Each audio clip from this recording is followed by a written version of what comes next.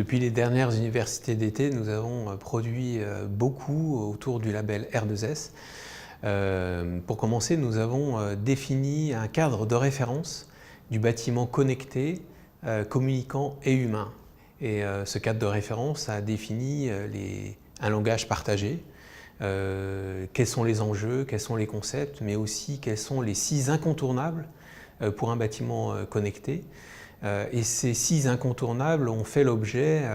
de la signature d'une charte entre les pouvoirs publics, représentés par le ministère de la Cohésion des Territoires, et plus d'une centaine de professionnels et de représentants des fédérations professionnelles qui ont montré l'engagement de l'ensemble de la filière, à la fois numérique et du monde de l'immobilier, à utiliser ces concepts et à partager les retours d'expérience pour progresser. Nous avons ensuite défini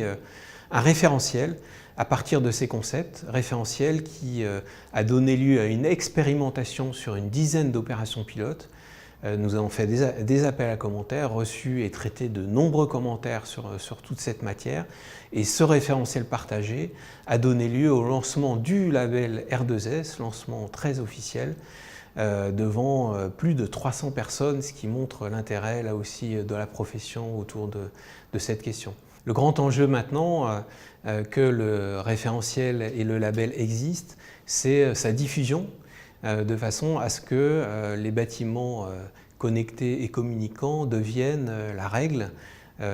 sur tous les bâtiments neufs, mais également le parc existant, puisque ce label s'adapte aussi bien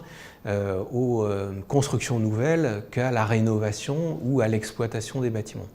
Et ce déploiement, nous le faisons au niveau national comme au niveau international, puisque c'est un label qui s'avère être très en avance sur tout ce qui se fait par ailleurs.